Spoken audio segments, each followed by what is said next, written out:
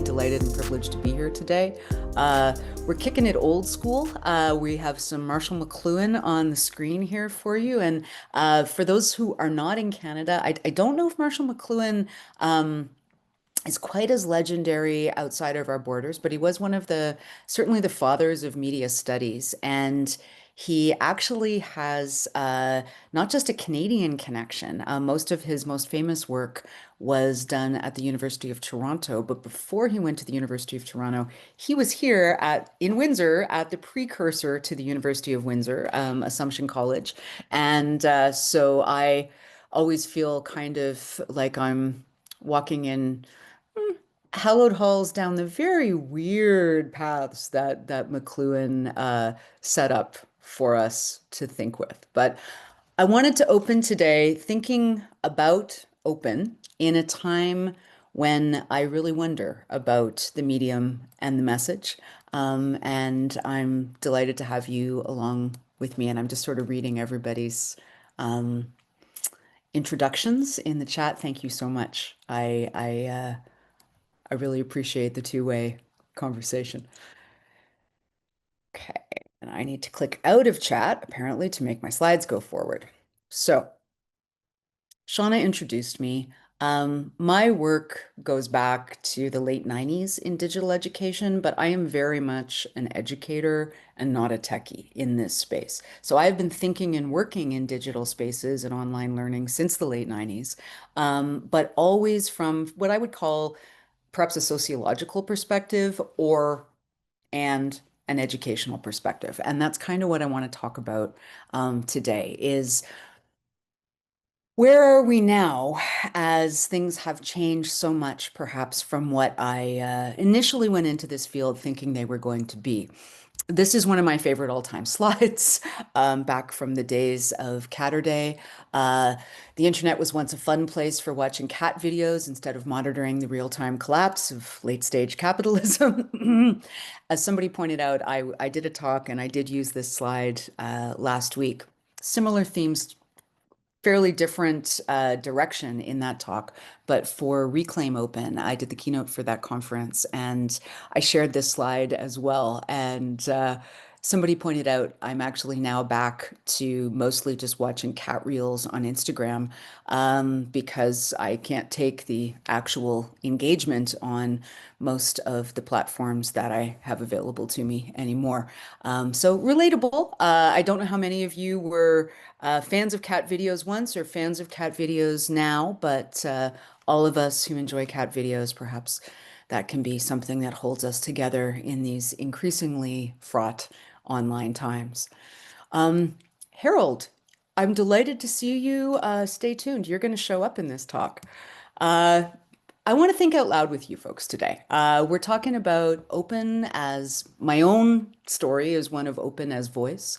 We're talking about the enclosure of open. We're talking about sort of a polluted information environment and a little bit about the thing that none of us can escape right now, which is AI, but this is not really an AI talk. And then I want to talk a little bit about some thinkers for this moment who have been keeping uh, keeping me thinking, keeping me enthused about particularly working with my students in this moment and in this information ecosystem. But to begin, for me, open was initially a practice of voice. I started on the web,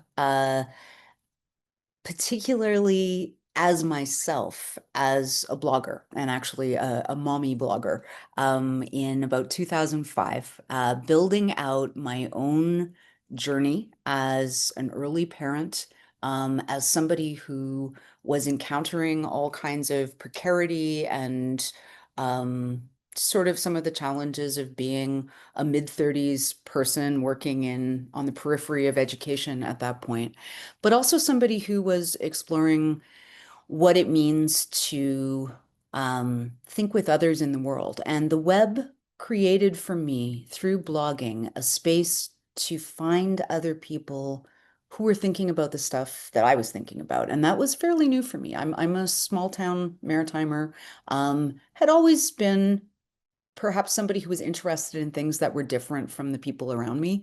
And the web for the first time gave me the capacity to network those interests and to get a sense that I was part of a choral conversation um, about things that I cared about deeply. And that sort of collective or choral meaning making and development of voice was very much at the center of what drew me to what I then came to know as open practice. Um, the idea was really that the things that exceed our own selves are better connected and shared with other people, whether those things are ideas that you need to work out, whether they are shared experiences, whatever. Sorry, just one sec. But blogging ended up being for me a gateway to open education and to participatory practices on the web across my life, both in my personal and my professional life, and to a network of people who very much sort of blurred the lines between personal and professional practice. So a lot of people that I deeply, genuinely consider friends were or started as, or in some cases still are, people I've never met in person, but people who have shared my life and my kids' lives over almost 20 years. Um,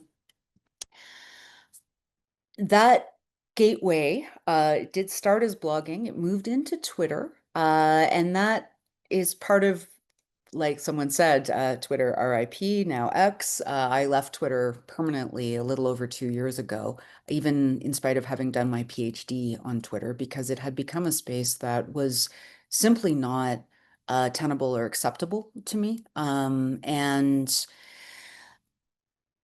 that was a difficult decision in many ways because I had invested not just so much of my thinking there, but so much of my network in that space. But I had also known for a long time that I did not control that space, and that's part of what we're going to return to.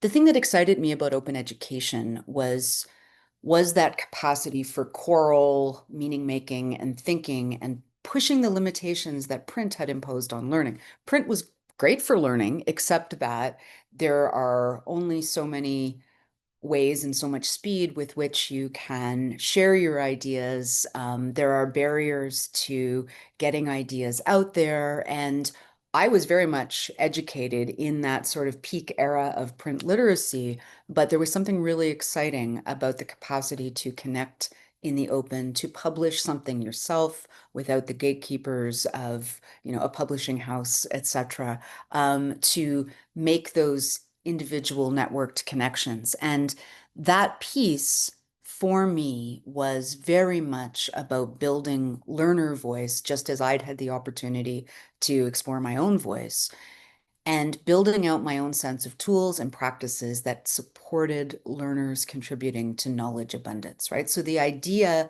for me was that we as humans, we have all these ideas, all of this knowledge, and not only is it something that's out there, but it's something that you, a learner, can make a contribution to, whether within sort of the walled garden of a class site or LMS, or in the open, sharing something on the public web, on a class blog.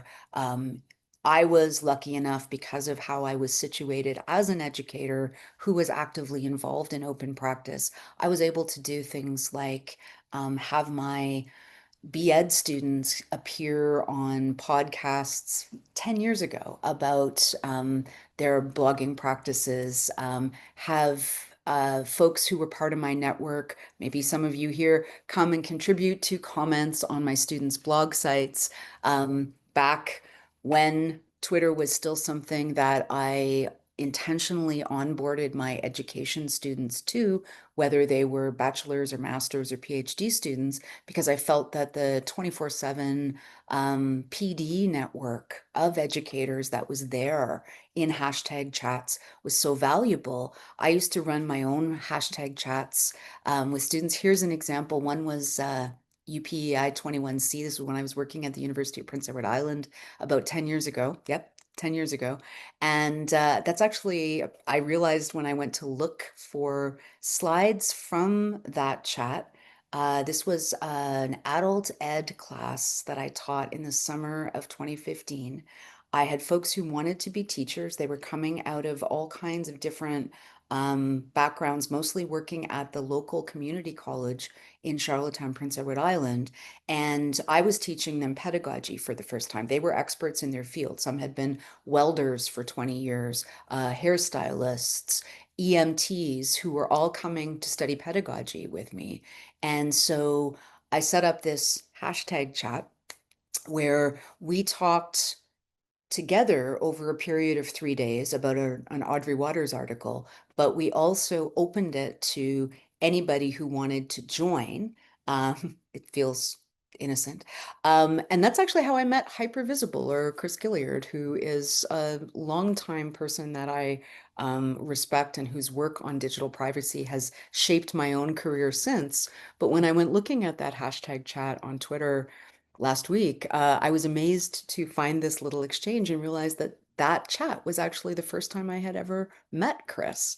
Um, but that's what that space built for me. It built connections and it fostered agency in a sense that you can meet people and make your own mark in the world. Some of my students in that class remained on Twitter for a number of years and kind of part of my own professional network, even after I moved here to Ontario.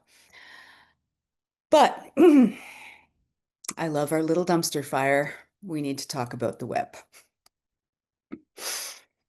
Things changed. And part of what happened is that I think that participatory sense of the open web, and particularly the part of it that had been given over to platforms like Twitter, got pushed out for profits. And I took out the picture that was Elon Musk shooting the Twitter bird, but imagine that it's still there.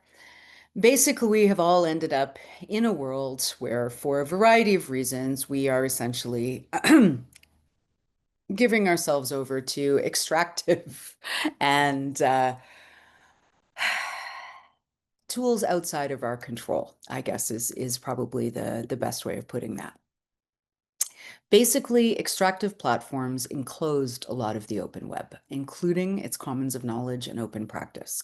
And this term enclosure comes from UK history, maybe common in other parts of the world too, but essentially the idea of public land as the commons. If we look back to post-medieval England and Scotland, there were spaces that the common people were allowed to grow their food on until somebody got the bright idea that to improve the efficiency of agriculture, and I underlined the word efficiency because we hear a lot about efficiency these days, that they were going to take over that land. The value of the land would be significantly increased. But of course, a lot of the poorer people could no longer eat. Um, and my own family history, I spent last year doing a sabbatical project in Scotland where my own people, who were some of the poorer people who did not own land themselves, were some of the last of the common people to essentially be exported from the land so that they could be replaced with sheep for efficiency. And that's how I ended up being a Canadian. There are always social consequences to enclosure. I think it is a useful tool for thinking about the particular moment that we are in terms of the things that have traditionally been commonses, in terms of knowledge and what's happening with that in this moment. Because even the system of education and our institutions have, in that same window that enclosure was happening through platforms, also become enclosed because we have given over a lot of the four walls of the schoolhouse to these digital first infrastructures and pastiches of proprietary tools that we use for everything from registration to email to delivery of learning. They are often all different tools. Nobody is actually reading all of the data privacy agreements, most of which are not meant to be read anyhow, um, to get a clear picture for users of what they're getting into. And so we as educators really do not tend to have nearly the same understanding of the infrastructures that we're in that might once have been true back when the Fisher-Price Schoolhouse was my coveted item. This process of enclosure changes who has power over and what counts as knowledge and what counts in our society. Um, so what I really want to explore today for open as a sense of practice and perhaps as a commons is, what does it mean when the tools that we use for open engagement are no longer tools that we understand or control? One of the terms that I use to talk about this is weaponization. And weaponization is the deliberate turning over of tools for information, ideas, institutional acts to harm or manipulate an opponent or group. To an extent, the tools that we use for education have been weaponized. And I think it's important to understand that, because somebody said to me probably 15 years ago now that there are three key logics in society. And this person's perspective was that they balance each other out. One is the logic of business, right? That it's important to have profit, and again, we can debate these things, but that the logic of business basically supports the idea of mercantilism and profit, that the logic of media supports sort of the idea of visibility and communications, but particularly does tend to lean towards, with digital media, attention economies and a certain amount of sensationalism, that the logic is that what is loudest gets heard, whereas in the logic of business, what is most profitable gets heard or seen. And then there's the logic of education, and it's different. And the logic of education says that concepts of knowledge as a public good, as a commons, as a human inheritance also have value. So what is the most public good may be the thing that gets protected. And if you have all three of those operating in balance, then to some extent, this was the theory I was exposed to. I'm not even sure that I entirely believe this theory, but I certainly do believe that it is a useful way of thinking about a balance that I don't think we are in anymore. I spent some time, I'm teaching a number of MEd courses this term, and one of them is a course with mostly international students here at the University of Windsor. It's an in-person course, and we did some brainstorming about the values of education. And these are folks all working in mostly second languages or third languages, but these are the terms that they came up with to speak to education values. And they include, I don't know if you can read my writing, but they include, logic and reason, mutual communication, collaboration, growth, justice, honesty, independence, morality, mutual respect, inclusivity, I should have written that out, caring, critical thinking, and generally just an ethos of what they considered as education values. And in my own history of my career, open learning, participatory learning, active learning, experiential learning, what Freire called problem-posing education, have all been ways to support those education values and that logic of education in the work that I've had the privilege of doing as an educator. Even and primarily as a digital educator, right? For me, digital education and open education were ways to widen participation in this ethos of mutual caring, critical communication, collaboration, and experiential exploration of what does it mean to know in this time and with these tools. I feel like in our enclosed information ecosystem, that logic of education is no longer fostered nearly as much. When I want to teach my students about how to do participatory education. I am mostly doing that in walled gardens now because I won't take them on Twitter when I won't be there. We no longer have hashtag chats open to the world. We no longer have hashtag chats even just with other classes of students in Ireland and Egypt like I used to do. I no longer have them blog publicly because we did a few years ago and we got an entire onslaught of porn spam in our class blog. And I went, you know what? This just isn't worth the work anymore. So I'm still doing the practices, but they are much less open than they used to be. And that makes me sad. But the tools that I have available to work with my students in digital and open practice, we are a Microsoft campus, um, are increasingly outside of my control and involve asking them to do more with tools that, as this screenshot from Blue Sky or LinkedIn, I can't remember, LinkedIn, I think, suggests we're not users anymore, we're data with preferences. And I have real ethical quandaries myself about asking that of my students. Enter AI, which doesn't actually, to me, do a whole lot that is new. This problem existed before November 30th, 2022, when ChatGPT was released for me. It's just that it amplifies the problem.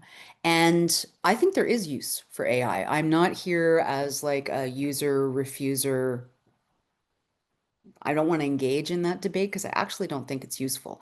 I think that there are definitely some things happening with AI that are really interesting, but I do think that this message about AI is the future, AI is the future, is a political economy that is being forced on us, particularly as a society, but particularly in education. And that piece concerns me deeply. This is literally a screenshot from today. And students are getting the message that higher ed is not doing enough for them. If you read the hashtags, I love ed tech, I'm future ready, I feel deeply uncomfortable when I see messaging and media like this because of the political economy that I think it is pushing.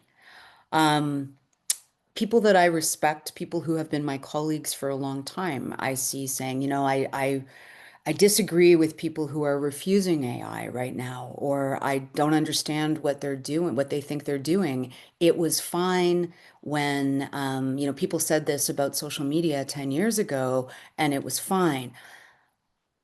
My own perspective on open and digital and AI right now is that I'm not sure that it was fine. And I actually think that there has been a large enclosure. And that is the piece that I want to talk about. Not whether AI has use, because I think it does have some use, but this is not that talk. I want to talk about what's happening to us and to our education values in this ecosystem that we're in. I do see AI as largely algorithmic learning. AI for learning is algorithmic learning, and there is particularly that promise of personalized learning or that step-by-step pathway that you need to get wherever you're going. But as I work with my own students on thinking about how AI can be useful to us, particularly small language models, not necessarily always the large ones, it is always extracting, it is always predicting, it is always exerting a certain amount of control. And that is what I want to analyze because I think that the most interesting thing about AI is not what it does, but what it is telling us about the ecosystem that we're in. We are absolutely stuck in the middle of a gold rush. This is the Gartner hype cycle. How many of you in the chat are familiar with the Gartner hype cycle?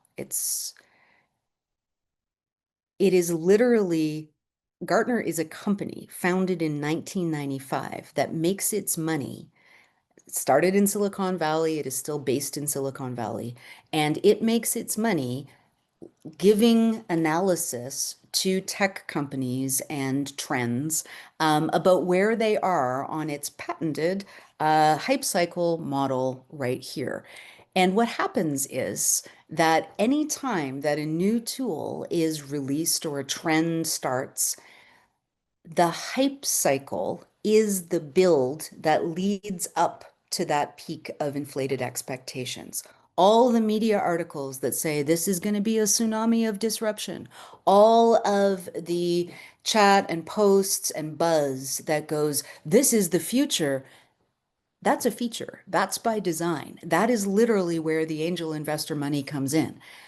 AI just happens to be the largest hype cycle in the history of histories, in the history of the Gartner hype cycle.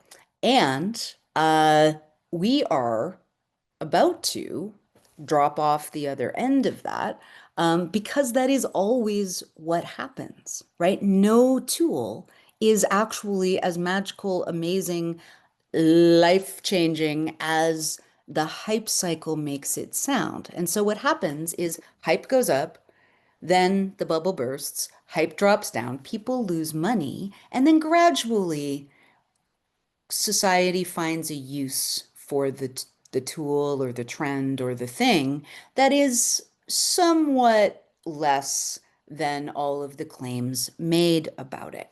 Um, Great, very best, except that this time there's so much money involved that nobody wants to lose it because a hype cycle is a speculation boom in search of a functioning business model. The hope is that as all that money goes in, somebody will figure out how to make money out of the thing. It's never worked. It's never worked that more money is made than was predicted in the hype cycle because the purpose of the hype cycle is to predict extreme amounts of money. So, none of the messaging that we are getting that the consolidation of power around AI is so important, the future of everything, is by accident.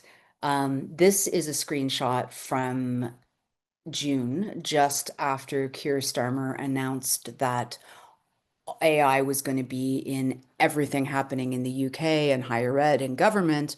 Well, it took 6 months of lobbying, 6 days a week, to get to that conclusion on Keir Starmer's part. This is not the first time that many of us here have seen the hype cycle in action.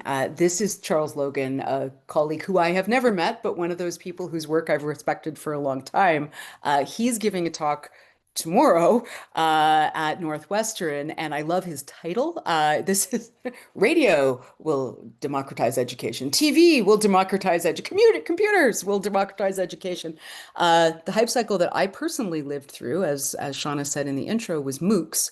In 2012, MOOCs, massive open online courses, became the New York Times Word of the Year, and it was going to be a tsunami of disruption in education, et cetera, et cetera. Before that, MOOCs had been a funny little word that was coined in my own house to mean something that didn't have a lot to do with the Stanford course that the New York Times was talking about, but it gave myself and my partner who coined the term and the colleagues around us at that time a very close-up view of how the hype cycle works and how disconnected it is from the actual promise of a particular idea or even what that idea is meant to do because it is literally the commodification and attempt to create capital out of an idea. We are just in, like I said, the mother of all speculation booms around this. Basically, vendors and the billionaires who have put their money into AI want public money locked in before the hype cycle slumps or the bubble bursts. And this is the tack that they're taking this time because previously all the bubbles drop. But if you can make yourself integral to government or to the giant amount of money that does go into public education in a Western democracy, at least, although a lot less money than it used to be, still, then you can protect your investment. And so there is some understanding now that basically a lot of these companies want to be too big to fail, that they are trying to um, hang on and keep promising and promising and embedding AI in everything so that the bubble won't impact them, so that they will get bailed out in the same way that 2008 bailed out um, other infrastructural tools in our society, like banks. This is a weird time to be a digital educator. And for me, at least, it has really created a crisis of meaning. I don't know if that's relatable for the rest of you, but this is an Atlantic article from just a couple of weeks ago, and it says being alive at the slop tipping point. It's talking about AI slop and how the web, which used to be this knowledge abundance collection of things, has become a space that is almost as much AI now as it was anything else. And when I go to log into just about any space, I'm seeing more ads and more slop pieces and videos that are meant to create a feeling, but I don't even know who made them. There is no connecting or networking. I'm not finding posts by the people that I know. I'm finding things being fed at me, and I'm not even sure of the meaning. And when I think about that, and I think about what I understand as open practice, um, I have a hard time. So, is the medium the message? If the medium is increasingly a giant polluted pile of extractive AI slop, how can we do open practice based in educational values using enclosed platforms and spaces and tools that are designed for extraction and automation? Just a small question, just a little question. If anybody has the answer, you can put it in the chat right now. Actually, I wish somebody did. I do have hard news. I, I don't have the answer to this. I don't know, and I don't actually think that there is an easy answer to this. I don't think that there is a simple way to go. Sorry, sorry, to go, oh, okay, well, we'll just go over here then. I'm still waiting in case anybody does have something. But that doesn't mean that I think it's worth giving up. I do know that we do not need to accept or buy the future that we are being sold. I think that we need to have a clear understanding of the hype cycle, of our place in it as educators, of the fact that even if there are learning uses to AI, fine, very best, great, we need to understand the political economy and the consolidation of power that is happening around that tool. And the reason that it's happening is around capital, not actually for learning purposes. And make that as visible as we can to all of the people that we engage with, particularly educationally. So if you have students that you work with, you don't have to be like, never use this, but it is really, really helpful to give them some understanding of the water we are swimming in. And this is where I have started, particularly this fall, turning back to thinkers who have been with me all of my educational and media career. Um, Folks from the 60s, the 90s, the early 2000s, and kind of turning to them because I don't think we're actually in something new. I think we are in late capitalism, and this is the direction that it is trying to push us. And I do think that the logic of education has something important to offer at this moment. So this is from a 1967 video film by Marshall McLuhan that I had my Masters of Ed students watch this fall. They all agreed that McLuhan is pretty weird, and he is pretty weird. But I love this quote. There is absolutely no inevitability as long as there is a willingness to think. And in this moment, when we keep being told AI is inevitable, I want us to unpack what that means. Us unpacking it isn't going to magically stop whatever problematic elements might be involved. But if we are thinking about it, and if we can get enough people thinking about it, I think there is value in engaging in that. Oops. We also need to let go of the idea that tools are neutral. So that narrative that, oh, the people who pushed back against social media, or the people who pushed back against the introduction of computers into education, that was fine, so this is going to be fine. I think we need to be analyzing the tools that we're using and not just treat them as if they are neutral. And so there are three key thinkers that I am using right now to draw out the idea of how tools impact culture. And the first is Mr. McLuhan himself. And if Harold Jarkey is still here, I owe a great deal to Harold, who I think I first met almost, 18 years ago, when we were both living in the Maritimes. And this is McLuhan's tetrad of media effects. And this is a thinking tool that situates tech tools in society and in their societal impacts. And it talks about, or it helps us sort of pull out what a tool enhances or improves, what it retrieves or brings back from earlier cultures, what it makes obsolete, and what it reverses. When it's pushed to its limits, what does it almost kind of flip into? What is the dark side hidden inside of it? And uh, with credit, here are a couple of slides that came off of Harold's blog from 2017.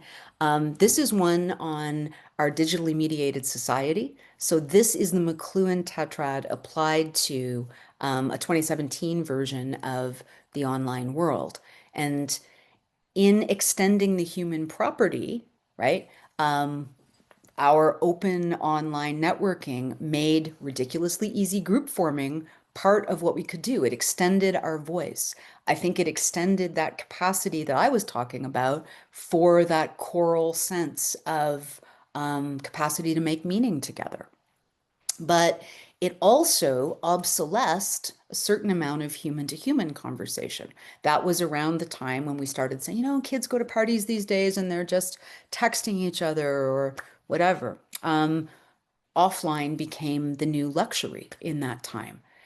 It also retrieved a lot of tribal affiliations. We started to see by 2017 what happens when you have internet pylons, right? You have people who are able to find each other across common interests due to things like hashtags, but then you also have the capacity to weaponize those and have people behave in fairly tribal ways that are not always taking a lot of complexity into consideration when considering things that other people have said. And what you start to see is the reverse into a world of constant outrage, global orthodoxy that ruthlessly narrows public thought. Good times. This is from Tony Bates in 2011 talking about McLuhan. McLuhan wrote that visual individualistic print culture would soon be brought to an end by what he called electronic interdependence.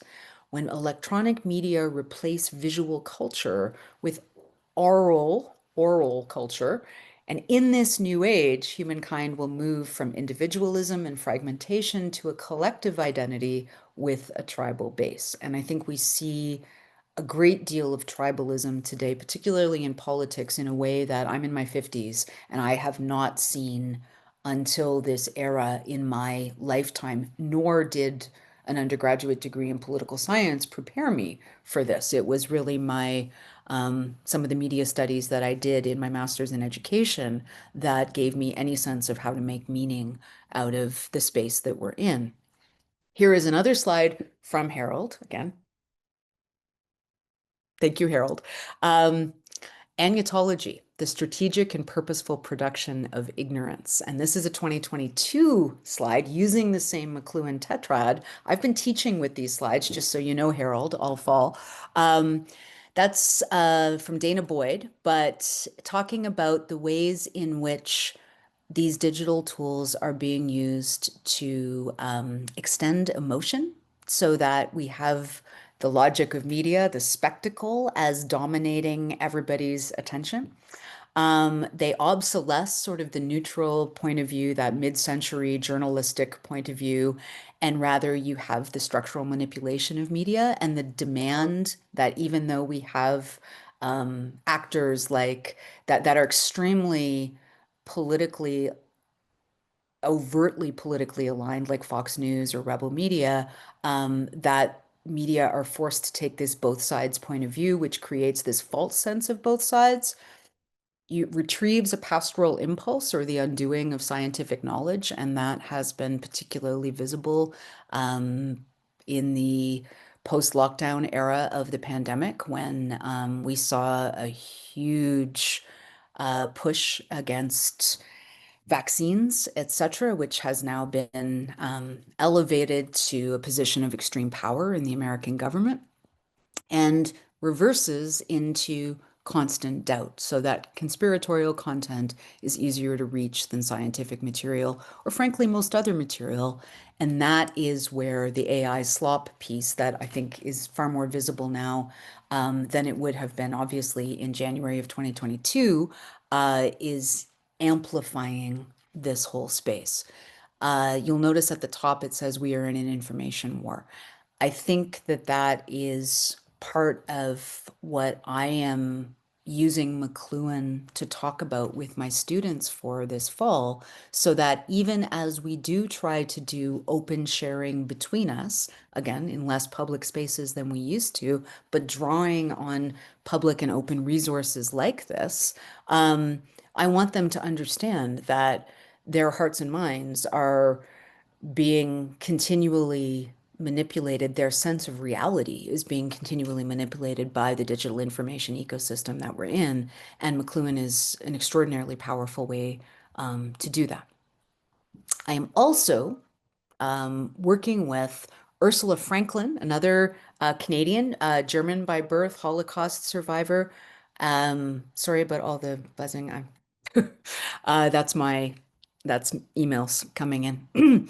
But Ursula Franklin's concept of holistic versus prescriptive technologies is a key thinking tool that I am also working with right now. And Ursula Franklin was a metallurgist. She was not a digital theorist, but she did work on she did the Massey lectures in 1990, and she ended up talking about technologies. And the key idea for her was that some technologies are holistic in their impact. They are often associated with the idea of craft, and they allow people to engage with a tool with a certain amount of improv. So for instance, like a potter is doing stuff, and there are ways to do stuff, but they have agency each time that they sit down to use their potter's wheel as they wish. Whereas a prescriptive technology, and in Franklin's work, it was essentially analyzing the difference between individual potters and makers of household wares and the ways in which ancient Chinese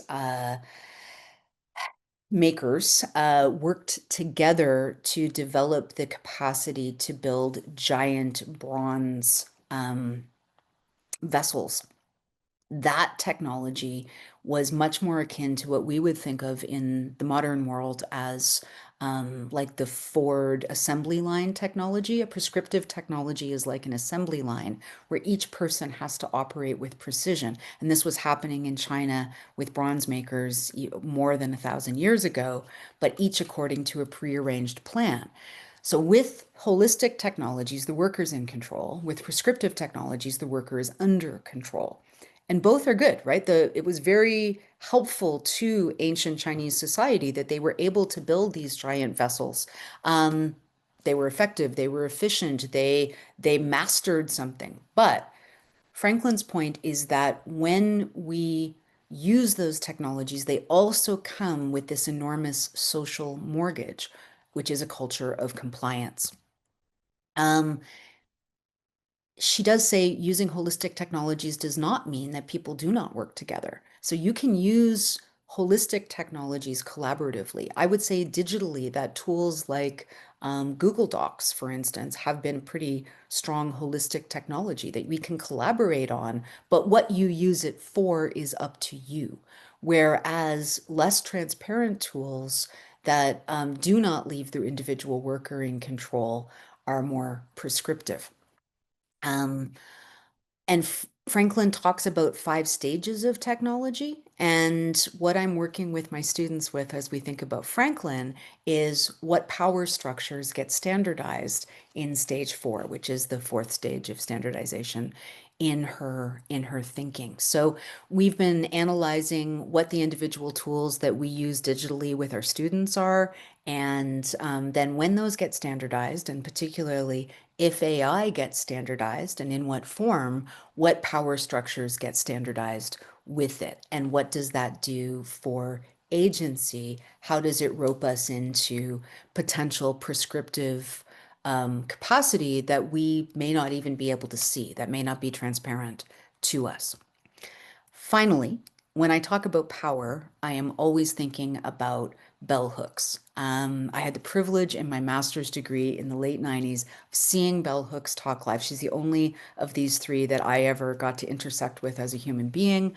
But she gave a talk in Halifax in, I think, 1998 that was, for me as a young then educator, practice changing for me. And the title of one of her books is Education as a Practice of Freedom, but she talks about dominance and oppression, and particularly racial dominance and oppression, but the ways in which any kind of culture is based on a dominator model, it will frame all relationships as power struggles. And I feel like in this moment, it is really important to think about whether the tools that we are using are being wielded as tools of power or tools of knowledge. And to an extent, there is a difference there from holistic and prescriptive, but there is also some overlap, and it is around the agency that individuals have in them. And here in this quote, bell hooks is talking about Black American language in the 90s, but the ways in which the traditions of Black American speech forge a space for alternative cultural production and alternative epistemologies, creating counter-hegemonic worldviews. For me, that idea of alternative cultural productions and alternative epistemologies are things that, in any time when we face sort of consolidation of power, it is important to remember that those things are possible. I think that we as educators know a great deal about those things. We have things like these liberatory education cards for navigating uncertainty and building relational trust, recognizing oppression, seeking liberatory collaboration in education. Um, I think that future generations deserve better than just enclosure right now. And I do think, and with thanks to Will Richardson, who shared this ages ago, and I found it really powerful, we as educators know how to educate humans for agency and for connection because we keep getting told about the future, but I don't think education is just about preparing students for the future. I think it really is about preparing students to care for what kind of future we all live in. And this is from the Belonging Project that I did in Scotland last year. Um, I think that the more that we are able to focus on still using open practice, but not necessarily not trying to use it as an everything tool. Distance without scale was the key finding for me of the work that I did with University of Highlands and Islands about how and why their digital practices were so effective in a distributed, federated institution, they were still able to focus on people as individual humans at a human scale. Any place where we can build that into our practice is important. So I do think that the message can exceed the medium, but we need to be analyzing the mediums that we have available to us for open practice and work on and try to work on together and talk together. And I do think this is the last image that I have from my trip to Scotland, uh, particularly important in this time. Diversity and equity and inclusion are educational values. They are democratic values. And this is actually carved into a building in Scotland. The public school is the best defense of a democratic nation. Um, I, I hope that we are able to find ways to keep doing open practice together, even as the spaces available to us to do so become a little more weaponized. Thank you.